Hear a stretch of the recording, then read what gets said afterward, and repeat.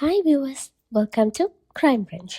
இன்னைக்கு நான் பேச போகிற கிரைம் இன்சிடென்ட்குள்ளே போகிறதுக்கு முன்னாடி மறக்காமல் இந்த சேனலை சப்ஸ்கிரைப் பண்ணிக்கோங்க அண்ட் பெல் ஐக்கானையும் கிளிக் பண்ணிடுங்க. ரிவெஞ்ச், அதாவது வஞ்சம். ஒருத்தர் நமக்கு எதிராகவோ இல்லைன்னா பாதிப்பு ஏற்படுத்துகிற மாதிரியோ ஏதாவது செஞ்ச உடனே நம்ம மனசில் தோன்றது அவனை எப்படியாவது பதிலுக்கு பதில் பழி வாங்கணும்.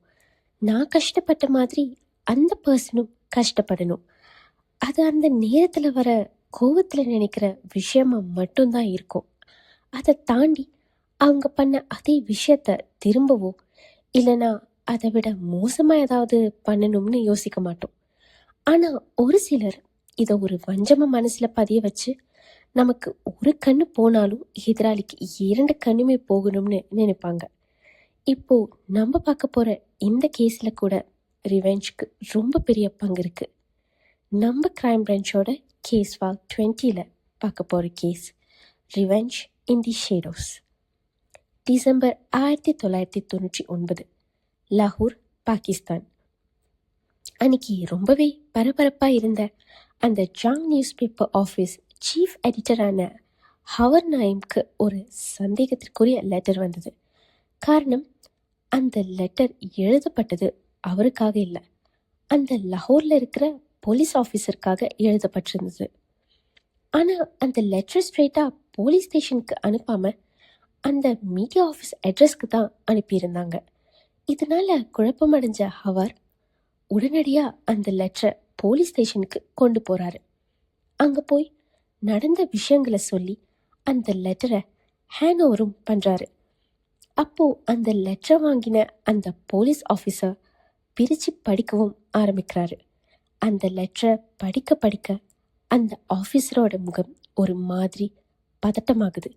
காரணம், அதில் ரொம்பவே டிஸ்டர்பிங்கான ஒரு விஷயம் எழுதப்பட்டிருந்தது.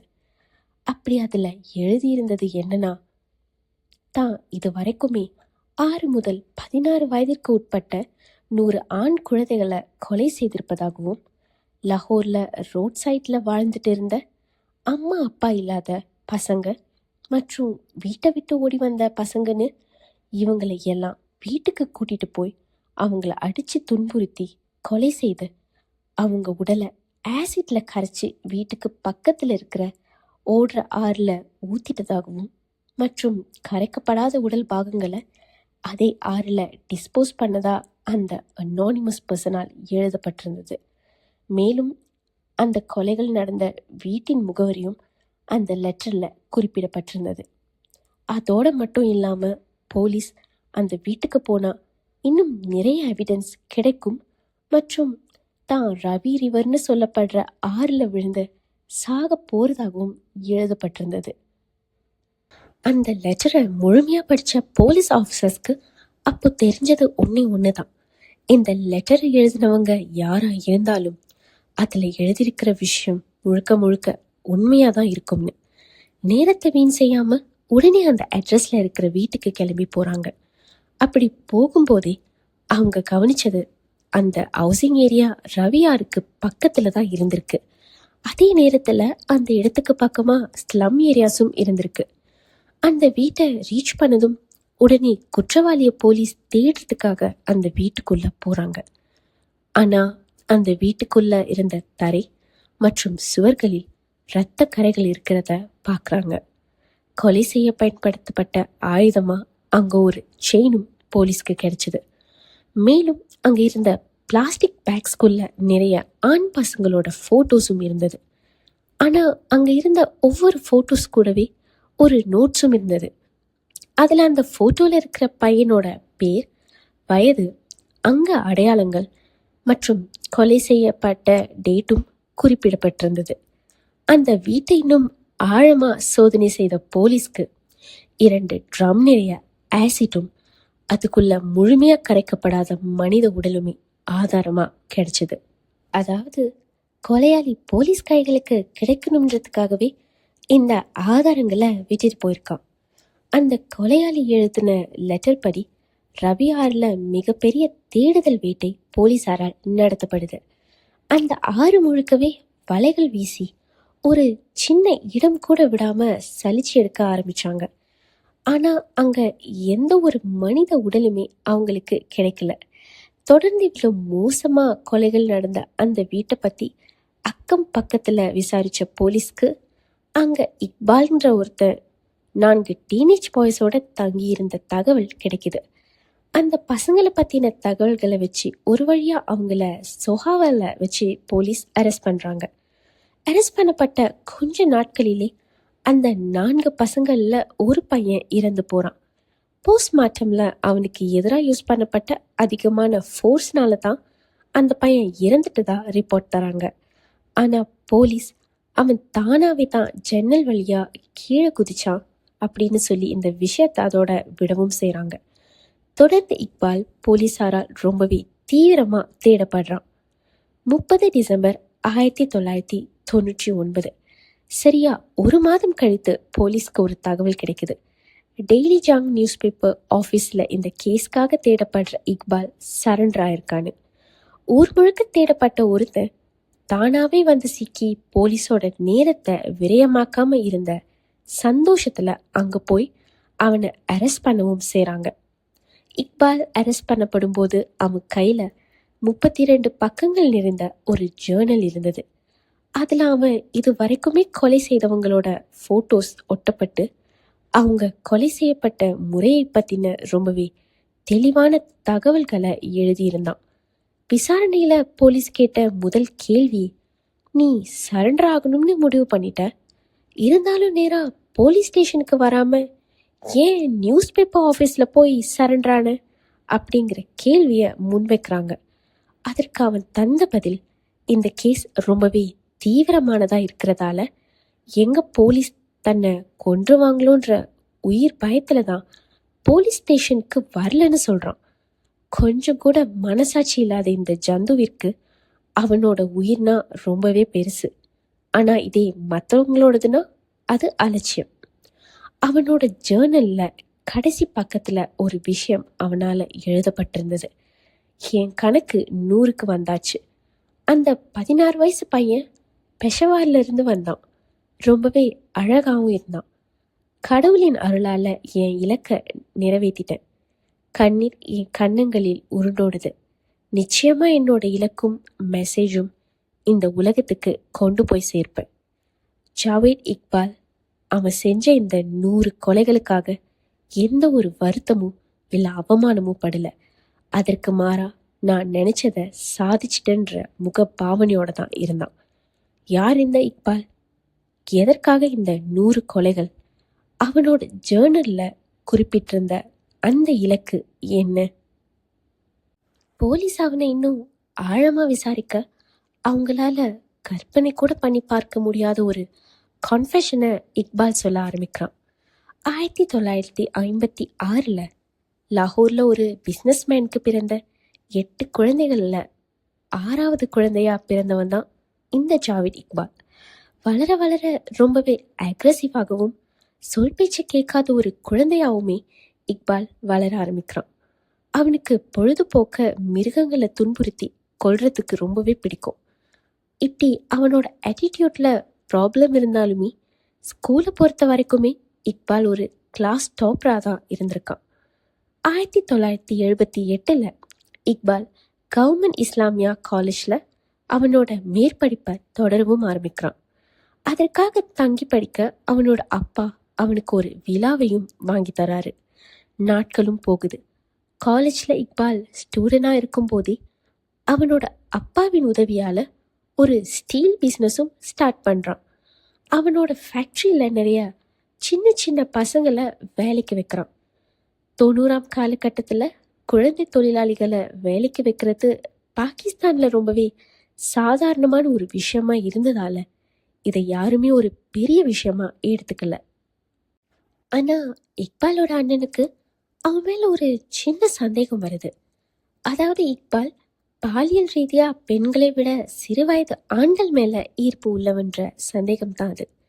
அதே மாதிரி இக்பாலின் அம்மா மற்றும் அப்பாவிற்குமே இந்த விஷயம் முன்னாடியே தெரிய வந்திருக்கு. ஆனாலுமே தங்களோட பையன் மற்ற பசங்க மாதிரி ஒரு சாதாரண வாழ்க்கைய வாழுவான்னு நம்பினாங்க. அதற்கு முதல் படியா இக்பாலை கல்யாணம் பண்ணிக்க சொல்லி வற்புறுத்துறாங்க. முதலில் அதை மறுத்த இக்பால் அதற்கு பிறகு அவனோட அம்மா அப்பா கிட்ட நான் கல்யாணம் பண்ணிக்க போற பொண்ணை நான் தான் சூஸ் பண்ணுவேன்னு சொல்றான். அப்போதைய காலகட்டத்தில் எல்லாரும் அரேஞ்ச் மேரேஜ் பண்ணிட்டு இருக்க அவன் சொன்ன இந்த முடிவை கேட்டு பையன் கல்யாணத்துக்கு சம்மதிச்சதே போதும்னு அவனோட அம்மாவும் அப்பாவும் ஓகே சொல்றாங்க. அவன் கல்யாணம் பண்ணிக்க சூஸ் பண்ணது அவன் ஃபேக்ட்ரியில் வேலை செய்கிற ஒரு பையனோட அக்காவை. பரவாயில்லையே, ஒரு ஏழை வீட்டு பொண்ணுக்கு வாழ்க்கை தந்திருக்கான்னு நீங்கள் நினைக்கலாம். ஆனால் இக்பால் வாழ்க்கையின் இன்னொரு பக்கம், சின்ன பசங்க மேலே அவனுக்கு இருந்த ஈர்ப்பு அவங்கள பாலியல் ரீதியாக துன்புறுத்த வச்சது. அப்படி அதில் பாதிக்கப்பட்ட ஒரு பையனோட அக்காவை தான் இக்பால் கல்யாணம் பண்ணான்.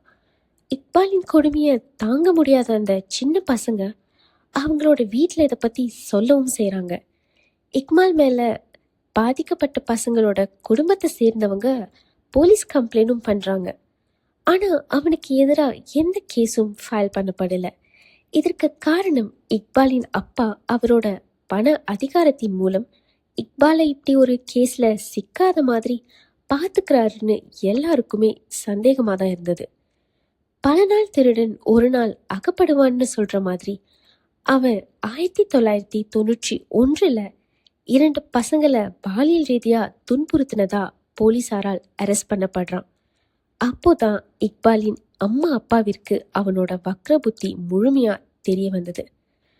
அது வரைக்குமே இக்பாலுக்கு சின்ன பசங்க மேலே இருந்தது வெறும் ஈர்ப்புன்னு தான் அவங்க நினச்சிட்டு இருந்தாங்க.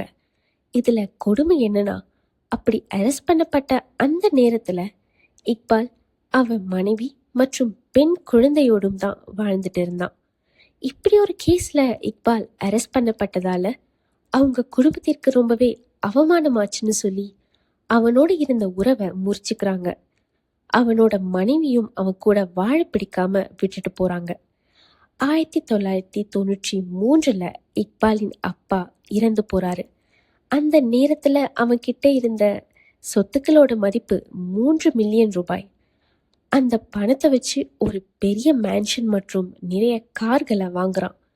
அந்த மேன்ஷன்ல ஸ்விம்மிங் பூலும் இருந்ததால சின்ன சின்ன பசங்களை அங்க விளையாடுறதுக்காக கூப்பிட்டு அவங்க அந்த ஸ்விம்மிங் பூல்ல குளிக்கிறத வீடியோவும் எடுக்கிறான். அந்த மேன்ஷன்ல பார்ட்டி ஆர்கனைஸ் பண்ணி ஏழை பசங்களை இன்வைட் பண்றான். அங்க அவங்களுக்கு தங்க இடம் மற்றும் சாப்பாடும் தந்து அந்த பசங்களோட நம்பிக்கையை சம்பாதிக்கிறான். இதை பத்தாதுன்னு மேலும் நிறைய பசங்களை ஈர்க்கிறதுக்காக அவன் ஆரம்பிச்ச பிஸ்னஸ் தான் கேம் மார்க்கெட். லாகூர்ல அந்த நேரத்துல அந்த கேம் மார்க்கெட் சின்ன பசங்க மத்தியில ரொம்பவே பிரபலமானதா இருந்தது. அங்க வர பசங்களுக்கு டிஸ்கவுண்ட்ஸ் தருது, ஃப்ரீ டோக்கன் தருதுன்னு அவங்களுக்கு நெருக்கமா மாறுவான். சில நேரத்துல வேணும்னே அவனோட காசை கீழே போட்டுட்டு யாராவது பசங்க எடுக்கிறதுக்காக வெயிட் பண்ணுவான். அப்படி எடுத்ததும் காசு காணாம போச்சுன்னு சொல்லி எடுத்தவங்களை கண்டுபிடிச்சு தண்டனை கொடுக்குறேன்னு சொல்லி அந்த கேம் மார்க்கெட்டுக்கு பின்னாடி இருக்கிற ரூம்க்கு கூட்டிட்டு போவான். அங்க வச்சு அந்த பையனை பாலியல் ரீதியா துன்புறுத்துவான். சில நேரத்துல அந்த பசங்களை கேம் மார்க்கெட்டுக்கு பக்கத்துல இருக்கிற மேன்ஷனுக்கு கூட்டிட்டு போவான். அப்படி அங்க கூட்டிட்டு போகப்படுற பசங்க திரும்ப வரவே மாட்டாங்க. இதனால அந்த கேம் மார்க்கெட்டுக்கு வர பசங்களோட பேரண்ட்ஸ் அவங்க பசங்களை அங்க போறதுக்கு தடை விதிக்கிறாங்க. செப்டம்பர் 1998 இக்பாலால் பாலியல் துன்புறுத்தலுக்கு ஆளான ஒரு பையனால ரொம்பவே பலமா தாக்கப்படுறான். இக்பால் அடி வாங்குறத அவனோட அம்மா பார்க்க வேண்டிய சூழ்நிலை அப்போ உருவாகுது. தன்னோட பையன் இப்படி ரொம்பவே மோசமான ஒரு செயலால அவனோட மரியாதை, அந்தஸ்து அப்படின்னு எல்லாத்தையுமே இழந்து நின்று ஒருத்தர்கிட்ட அடி வாங்குறத பார்த்து பொறுக்க முடியாம இக்பாலோட அம்மா ஹார்ட் அட்டாக்ல இறந்து போறாங்க. ஹாஸ்பிட்டல்ல தலையில ஏற்பட்ட பலத்த காயத்துக்காக 22 நாட்கள் அட்மிட் ஆனவன் டிஸ்சார்ஜ் ஆனதும் போலீஸாரால் அரெஸ்ட் பண்ணப்படுறான். கொஞ்ச நாள்லேயே பெயில்ல வெளியே வரான். அவனோட மேன்ஷனுக்கு போனவனுக்கு ஒரு மிகப்பெரிய அதிர்ச்சி காத்திருந்தது. அவனோட மேன்ஷன், பிஸ்னஸ் மற்றும் கார்கள் எல்லாமே இக்பாலோட மருத்துவ செலவிற்காக விற்கப்பட்டிருந்தது. கையில் காசு இல்லாமல் தங்க வீடு இல்லாம முதல் முறையா நடு ரோட்ல ஆதரவு இல்லாம நிக்கிற சூழ்நிலை உருவாகுது. காசியாபாத்ல ஸ்லம்க்கு பக்கத்துல ஒரு வீட்டை வாடகைக்காக எடுத்தவனுக்குள்ள ஒரு வெறி உருவாகுது. அவனோட அம்மாவின் கண்ணீர் மற்றும் இறப்பு அவனுக்குள்ள இருந்த வெறிய வஞ்சத்தீயா கொழுந்து விட்டெறிய வச்சது. லஹோரின் வீதிகளில் வலம் வந்தவன் கண்ணுல பட்டது அனாதரவா வீதிகளில் பிச்சை எடுத்து வாழ்ந்துட்டு இருக்கிற ஆண் பசங்க. அவங்கள வேலை, சாப்பாடு மற்றும் தங்கமிடம் கொடுக்கறதா சொல்லி அவனோட வீட்டுக்கு கூட்டிட்டு போறவன் அந்த இரவு முழுக்கவே அந்த பையனை பாலியல் ரீதியா துன்புறுத்தி ஒரு செயினை வச்சு அவங்க கழுத்தை நெரிச்சு கொலையும் செய்வான். அப்படி கொலை செய்யப்பட்ட பிறகு அந்த உடலை ஆசிட் நிறைஞ்ச ட்ரம்குள்ள போட்டு கரைச்சி அதை ஆற்று நீரோட கலக்க விட்டுருவான். இப்படி வீதியோரங்களில் இருக்கும் பசங்களோட சில சமயம் ஏழை வீட்டு பசங்களுமே அவனோட வலையில சிக்கியிருக்காங்க. அப்படி காணாமல் போன பசங்களோட குடும்பத்தினர் சொந்தமாவே அவங்க பசங்களை தேடுவாங்களே தவிர போலீஸ்கிட்ட போக மாட்டாங்க. இதையே ஒரு அட்வான்டேஜா எடுத்துக்கிட்டவன் தொடர்ந்து இந்த கொலைகளை செய்திருக்கான்.